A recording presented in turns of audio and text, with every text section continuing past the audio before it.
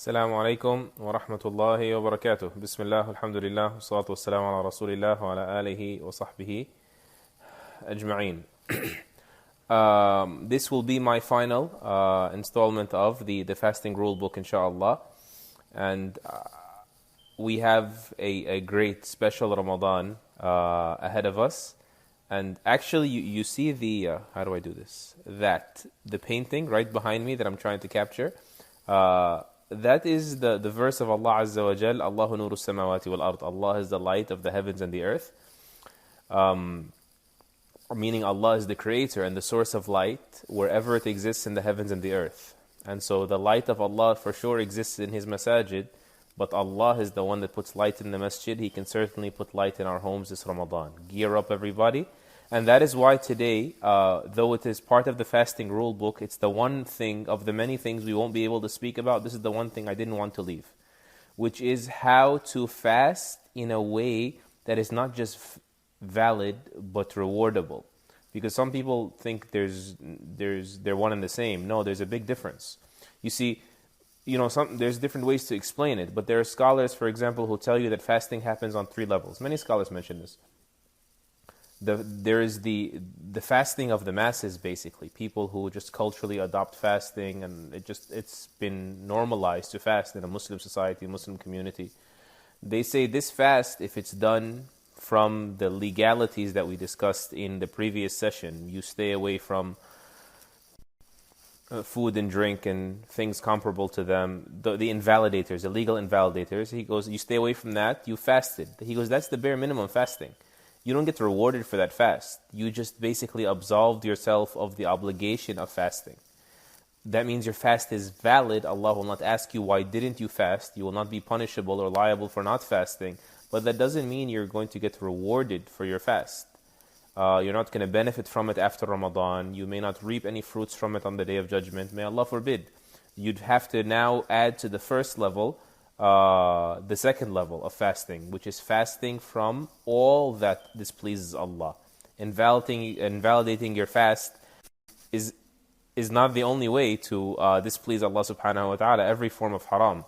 And fasting is supposed to awaken in us and cultivate in us that taqwa. So it's supposed to expand now, right? Into the other parts of our life. And so that should happen beyond Ramadan and beyond food and drink during the daytime in Ramadan.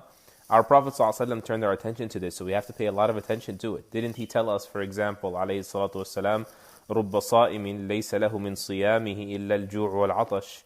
Perhaps a fasting person will come away with nothing from his fast but hunger and thirst.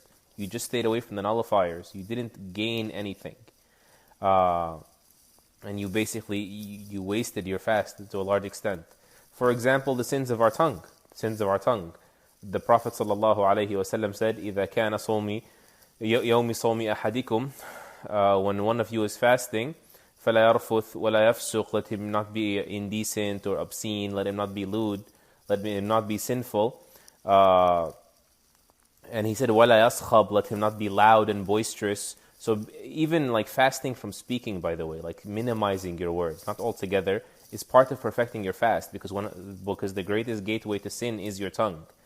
And that's why he said, sallallahu alayhi wasallam, in another hadith or in the hadith, مَنْ لَمْ يَدَعْ قَوْلَ الزُّورِ. Whomever doesn't abandon dishonest speech, وَالْعَمَلَ بِهِ, and acting dishonestly, meaning corruptly, وَالْجَهْلِ, and being foolish. And of course, every disobedience of Allah is foolishness.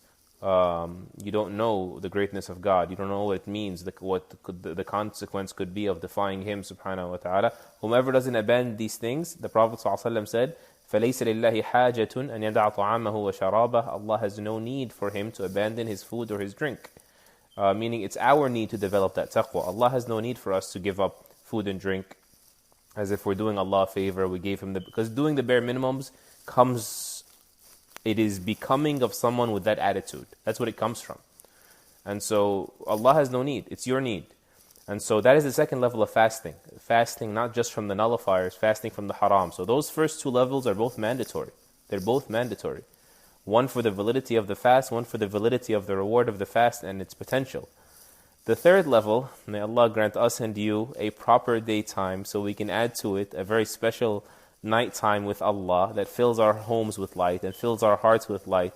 The whole project in Ramadan, when it's done correctly, when all of its parts, that is when you get to level 3. Or when you have a huge opportunity that hardly ever comes at any other point in the year to get to level 3. Level 3 is something you compete in. It is not mandatory like 1 and 2, but if we knew its worth, we would compete for it, irrespective of whether foregoing it was punishable or not. And that is the level of not abstaining from all that displeases Allah. That is abstaining from whatever will not bring us closer to the pleasure of Allah. So basically, level 1, you pass that level, Allah will not punish me for not fasting. Level 2, you pass that level, you have escaped whatever may harm you in the hereafter, if you will, right? You're not liable for anything then. You've fulfilled all your obligations. Level 3 is when you are not interested in anything except what benefits in the hereafter. So level 2 is abstaining from what may harm. Level 3 is abstaining from whatever won't benefit, whatever is not rewardable. Or some scholars say, abstaining from siyam, from anything but Allah subhanahu wa ta'ala, wa mardatihi, and that which He is loving and is pleased with, subhanahu wa ta'ala. And so be very mindful of this, what you watch, what you hear, what you speak of. Minimize all of this. Be protective of your fast. May Allah Azza wa Jal make this a very special Ramadan that fills our hearts and our homes and our records of deeds with light, and fills our faces with brightness, and protects us from the darkness and the destruction that could befall a person on the Day of Judgment. Allahumma ameen. Jazakallahu khairan, everybody. Assalamu alaikum wa rahmatullahi.